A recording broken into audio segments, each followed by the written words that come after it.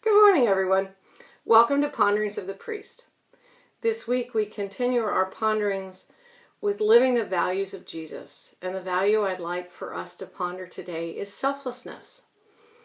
And the opposite of selflessness is self-absorption, self-centeredness, selfishness, narcissism in its extreme. So what does Jesus teach us about the value of selflessness? He teaches us that those who would save their lives would lose it, and who would lose their life for his sake would find it. The new commandment that we love one another as Jesus loves us, and that greater love has no one than this, than to lay down their life for their friends. The prayer of that is attributed to St. Francis of Assisi is a very good one. It's in the back of our prayer book. If you want to take a look at it. But the basic gist of it is, grant that I may not so much seek to be understood as to understand, to be comforted as to comfort, to be loved as to love. And so we not only, it doesn't mean we don't exercise self-care. Self-care is not selfishness or self-centeredness.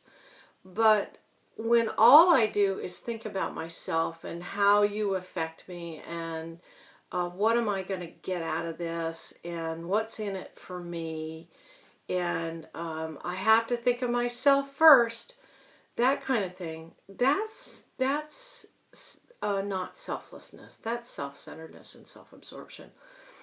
It means that we take the larger picture into view.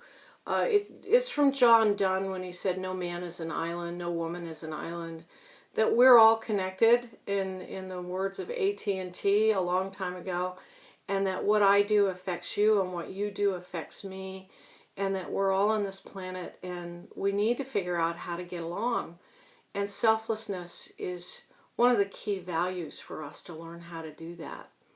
Some practical applications of what it looks like to live a selfless life, including some maybe ironic twists to it. But what it means is, if I notice that someone in the grocery store has 2 items and I have a half a cart full, I invite them to go ahead of me, so that and they're a little antsy and they, you can tell they need to get out quickly. I invite them to go ahead of me and say, please go ahead.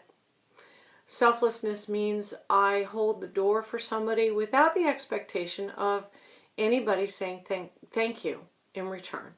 Because the minute I hold the door with the expectation that they're going to say thank you, this becomes all about me and not about them. So, an ironic twist to selflessness is what I'm going to call self-love. Tough love. And a lot of times as a parent, we're afraid to anger our children or to disappoint them or to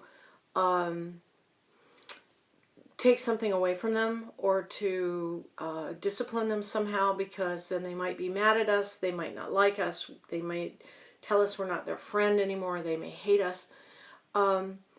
But when we do that, we're thinking of ourselves. We're thinking of our kids not being mad at us and that whole long list I just went through. Instead of what is good for them and what do I need to do for them so that they can grow up and understand there are consequences to their choices and their actions, and that sometimes those consequences can be dire. And so as children, we can teach them that on a less intense level.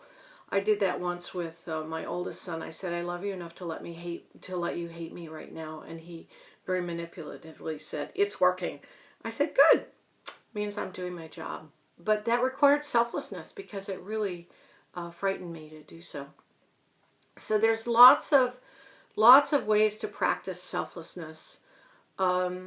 Again, I would offer the prayer attributed to St. Francis of Assisi. Go to the teachings of Jesus on what it means for us to love one another as he loves us. Have a wonderful day, everybody.